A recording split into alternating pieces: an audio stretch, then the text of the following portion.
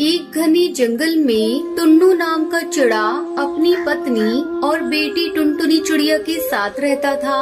उसकी पत्नी की बहुत बार तबीयत खराब हुई। कुछ ही महीनों में वो भगवान को प्यारी हो गई।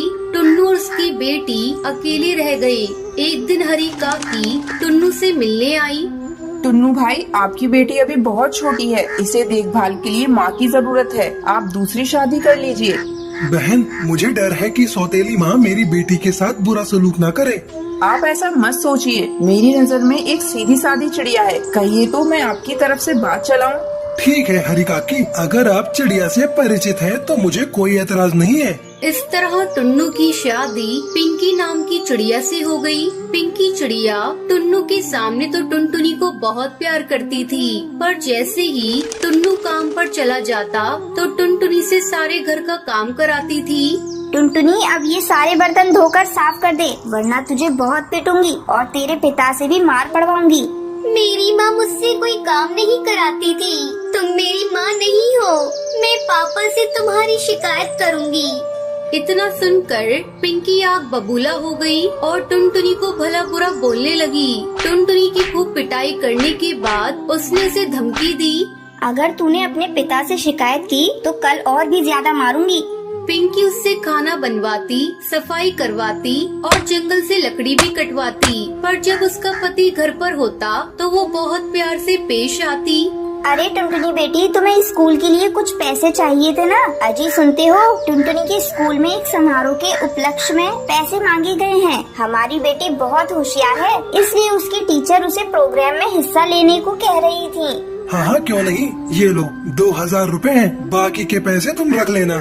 पिंकी इसी प्रकार टुनटुनी का नाम लगाकर अपने पति से पैसा वसूली करती।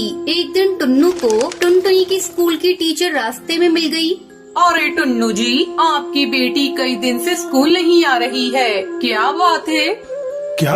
पर उसकी माँ तो उसे रोज स्कूल भेजती है। अभी कुछ दिन पहले उसने स्कूल के एक प्रोग्राम में भाग लेने के लिए मुझसे पैसे भी लिए थे। पर स्कूल में तो कोई प्रोग्राम नहीं है। पता नहीं टुनटुनी को क्या हो गया है। वो पहले तो बहुत ही सीधी सादी बच्ची थी, अचानक पढ़ाई से उसका मन क्यों उजड़ गया। टुन्नू गुस्से से घर लौटा और पिंकी से गुस्से में कहता है, टुनटुनी तो कई महीने से स्कूल नहीं जा रही है। और वो पैसे का क्या किया तूने जो स्कूल में जमा कराने के लिए दिए थे? पापा, माँ मुझसे घर के सारे काम कराती है और स्कूल ही नहीं जाने देती। मुझे रोज मारती है। ये देखो, मार के निशान। ओह, तो ये बात है। इस तरह तुम मेरी बेटी का ध्यान रख रही हो। आज अगर मैं स्कूल की टीचर से नहीं मिलता तो शायद मुझे ये हकीकत पता ही नहीं चलती। निकल जा मेरे घर से, अभी के अभी निकल जा। टुन्नू को देखकर पिंकी चिड़िया रोने लगी। मुझे माफ कर दीजिए, मैं आपके पैर पड़ती हूँ। अब मैं कभी इस पर हाथ नहीं उठाऊंगी, पर मुझे घर से मत निकालिए। मैं आपके बच्चे की माँ बनने वाली हूँ। टुन्नू ने ये सुना तो चौंक गया। क्या तुम माँ बनने वाली हो? ठीक है, मैं तुम्हें माफ करता हूँ, पर आज के बाद मेरी बेटी टुनटुनी को कोई कष्ट न हो। टुन्नू चिड़ा के डर से अब पिंकी चिड़िया टुनटुनी से अच्छा बर्ताव करने लगी। कुछ दिन बाद उसने भी एक अंडा दिया। पिंकी चिड़िया और टुन्नू नए बच्चे के आने से बहुत खुश हुए, पर टुनटुनी की किस्मत में दुखी लिखे थे।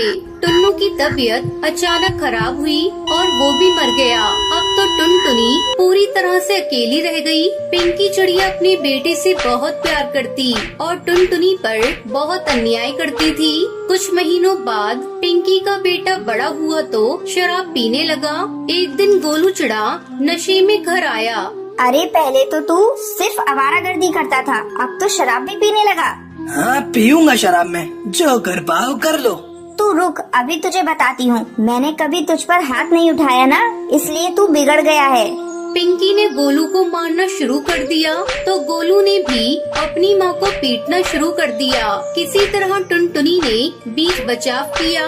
टुनटुनी, मुझे माफ कर दे, मैंने तुझे बहुत सताया। ये मेरे ही पाप हैं जो पलटकर मेरे जीवन में आग लगा रहे हैं। माँ, तुम चिंता मत करो। तुम्हारे और गोलू के अलावा मेरा है ही कौन। मैं गोलू को समझाऊंगी।